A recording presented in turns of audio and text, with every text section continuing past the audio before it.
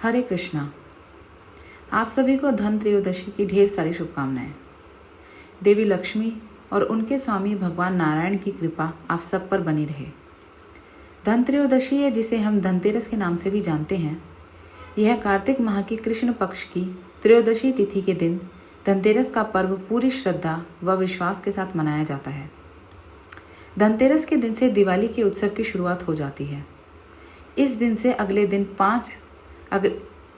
अगले 5 दिनों तक संध्या काल में दीपक जलाने का विधान है। धनतेरस के दिन प्रदोष काल के दौरान विधिपूर्वक भगवान और धनवंतरी के संग माँ लक्ष्मी और भगवान गणेश की पूजा अर्चना करने का विधान है। हर साल कार्तिक माह में दिवाली का त्यौहार बेहद उमंग और उत्साह के साथ मनाया जाता है। वैदिक पंचांग के अनुसार इस खास मौके पर कई चीज़ों की खरीदारी शुभ मानी जाती है। धनतेरस के दिन माँ लक्ष्मी के साथ भगवान धनवंतरी की विधि पूर्वक पूजा की जाती है। धार्मिक मान्यता है कि इस दिन खरीदारी करने और पूजा करने से भगवान धनवंतरी की कृपा प्राप्त होती है और जीवन में कभी भी पैसों की किल्लत का सामना नहीं करना पड़ता। धार्मिक मान्यता है कि धनतेरस के दिन पूजा के दौरान धनतेरस की कथा का पाठ करने से शुभ फलों की प्राप्ति होती है और जीवन के सभी दुखों से छुटकारा मिलता है। अगर आप भी धन लाभ पाना चाहते हैं तो धनतेरस के दिन पूजा के दौरान व्रत की कथा का पाठ जरूर करें। तो चलिए हम शुरू करते हैं आज की धनतेरस की कथा। धनतेरस भगवान धनवंतरी कथा। पौराणिक कथा के अनुसार कार्तिक मास की कृष्ण पक्ष की त्रयोदशी तिथि के दिन भगवान धनवंतरी का प्राकाट्य हुआ। समुद्र मंथन के दौरान कई चीजें निकली, जिनमें विष और अमृत भी था। इसके बाद समुद्र मंथन के दौरान भगवान धनवंतरी अमृत कलश लेकर प्रकट हुए थे।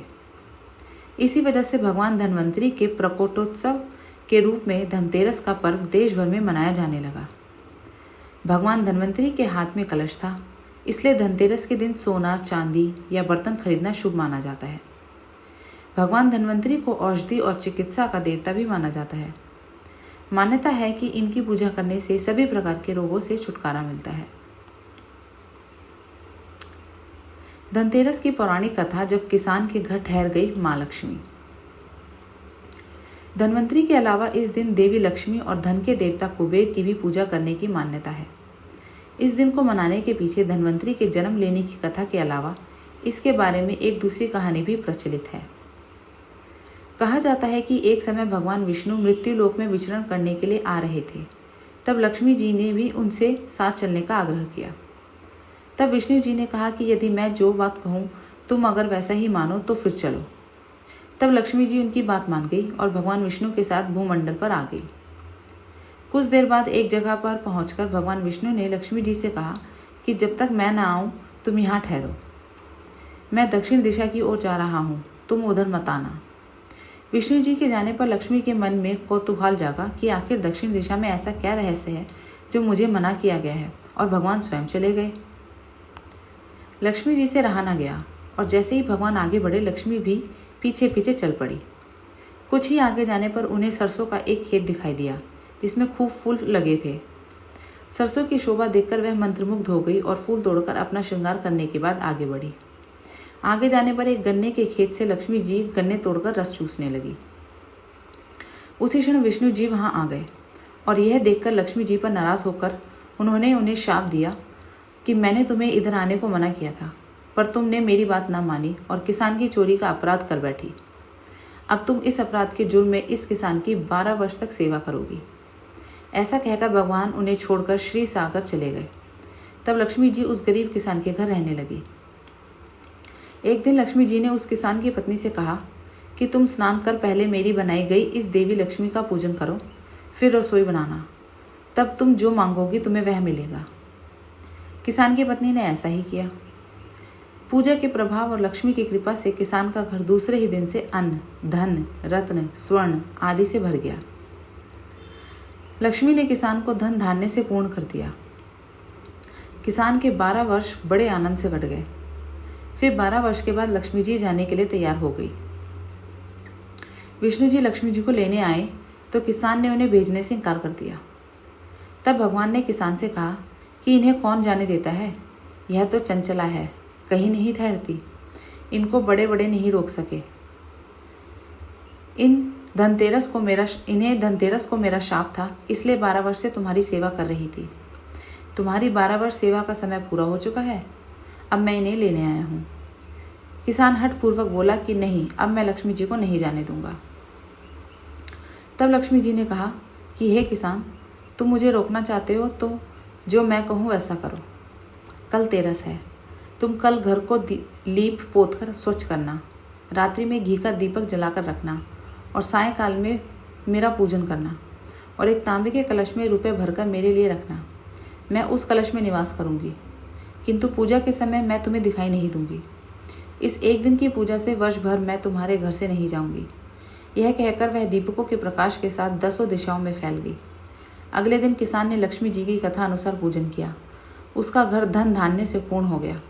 इसी वजह से हर वर्ष तेरस के दिन लक्ष्मी जी की पूजा होने लगी।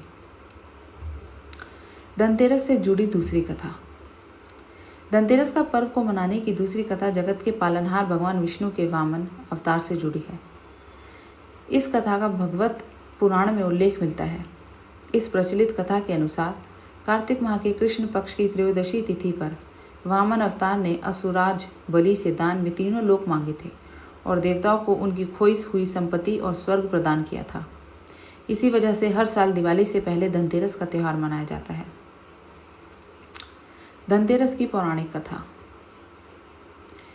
एक बार यमराज ने यमदूतों से सवाल किया कि तुम न जाने कितने मनुष्यों के प्राण लेते हो, क्या तुम्हें कभी मनुष्य के प्राण लेने में किसी पर ध्यान नहीं आती है? यमदूतों ने कहा कि नहीं महाराज, हम सिर्फ आपके दिए हुए निर्देशों का पालन करते हैं। फिर यमराज ने कहा कि बेझिझक होकर बताओ कि क्या कभी किसी व्यक्ति के प्राण लेने में दया आई है?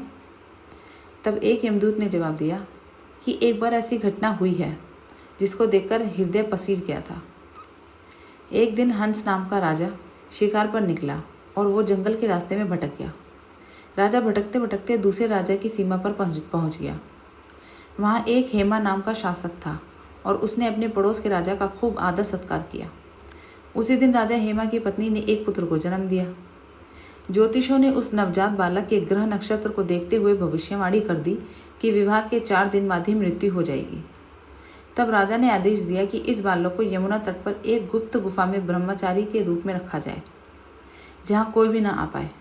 लेकिन विधि के विधान को कुछ और ही मंजूर था।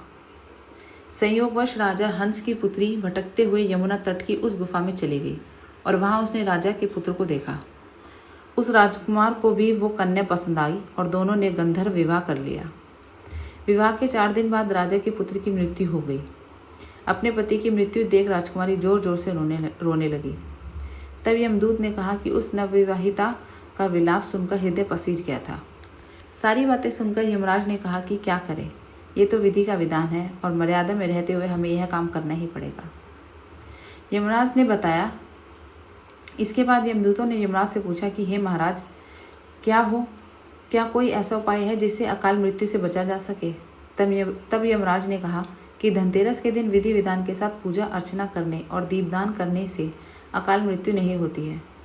इस घटना की वजह से धनतेरस के दिन भगवान धन्वंतरी और माँ लक्ष्मी की पूजा की जाती है और दीपदान करने का विधान है। तो चलिए दोस्तों, ये थी हमारी आज की धनतेरस के ऊपर सारी जानकारी और सारी पौराणिक कथा। आशा करती हूँ आपको ये बहुत अच्छी लगी होंगी। और अगर आपने मेरे चैनल को अभी तक सब्सक्राइब नहीं किया है तो प्लीज़ लाइक शेयर सब्सक्राइब ज़रूर करें और कमेंट में बताएं कि आपको ये कहानियाँ किस तरह पसंद आ रही हैं। और अपना ध्यान रखें। धन्यवाद।